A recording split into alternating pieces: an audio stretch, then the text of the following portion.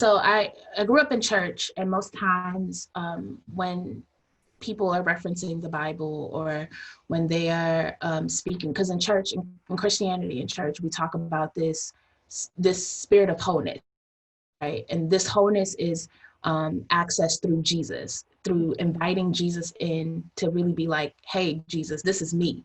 This is me, all of me, like all of my bad, all of my good. This is me. Like, you make me whole. I'm accepting that.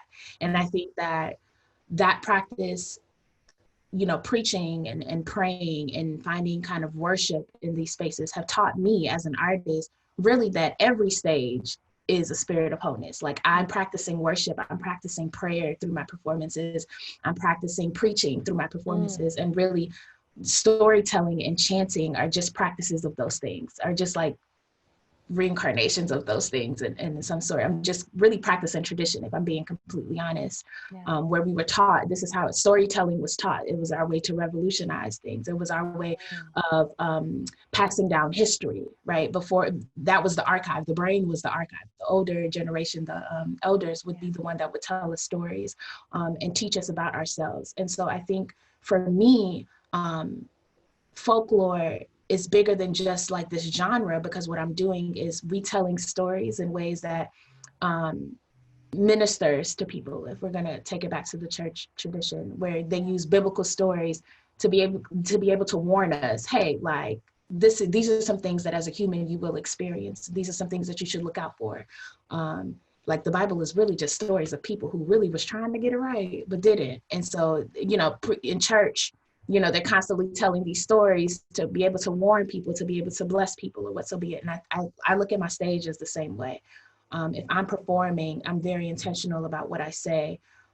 Sometimes I may perform and we're saying chants 20 to 30 times. It's not necessarily a rhythmic thing that I'm trying to do to entertain you. What I'm trying to do is get you to pay attention to something.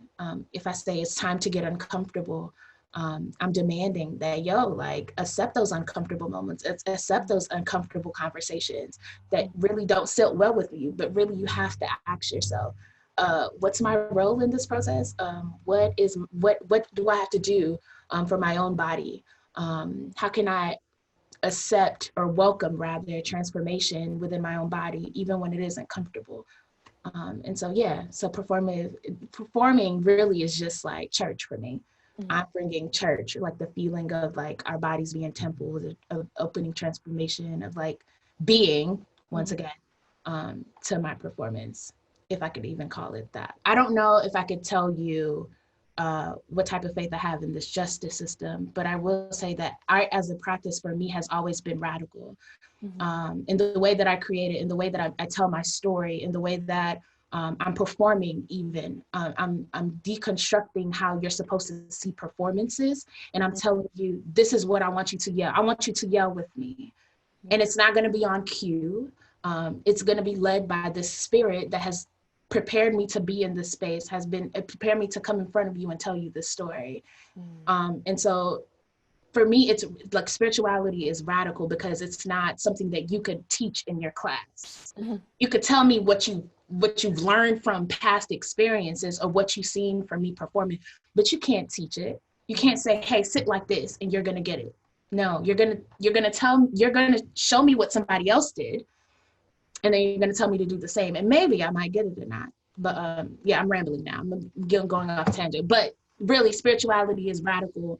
And I think using spirituality for me as my practice within my own artwork is then disturbing something that you would have expected to see from a performer.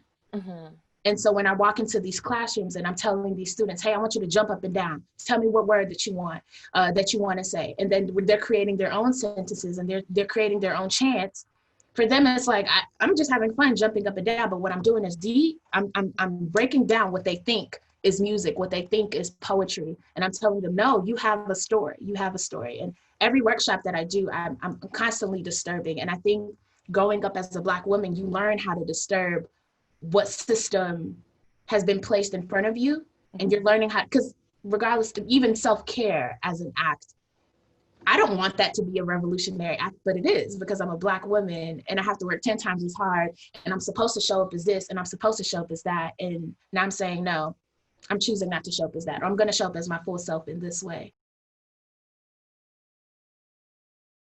Take a moment every single morning or whenever you have time to really take about 10 to 15 minutes to just ground yourself, which looks like just either breathing, sitting still, listening to what your body is saying, and writing those things down. And I think as artists, as creatives, we get in these spaces where we even feel like, is this really making an impact? Are we really doing what's supposed to be done to make a change or make it or transform our world? And I think what I would say is that you are needed. Your work is needed. We need work to reflect the times. If you are a Black body, I encourage you to constantly and continuously to share your own story. We need stories about the impact of oppression. We need stories about joy. We need stories about love. We need stories about just being, because there's also power in that. And if you are a person of color, but is not Black, and we need stories from you as well, and also thinking about ways that you could beat this oppressional system. And for white bodies, I especially, I'm speaking specifically to artists or creatives, but white bodies, really think about how your privilege could really impact and transform the world that we want to live in. I will leave on this question, which is Octavia E. Butler asks this question, and she constantly says, what do we need to do now to create the world that we need to live in? And I was listening to this podcast by this artist by the name of Nima, and they constantly talk about Afro-presentism. And we always talk about futuristic as a way of like, oh, like the future, we need to live in the future, and woo-de-woo, and we're gonna have flying cars. We were supposed to have that this year, but 2020. But most important, but I think what that forces us to think about is, what are we doing now? We've always said in the future or next year, but really, what are we doing now to really prepare what that looks like? And I think art plays a major role in that. Like, art really creates the now and creates the future. And I think that artists, we need you, and it's important that you share this work and reflect these times, but also radically imagine what our world could look like and what our responsibility is now. So I'll leave off that, but definitely take moments to get grounded, because you can't be going out here and leading us all astray. You need to be grounded. We need you to be grounded in your practice and in your being as well. Yes.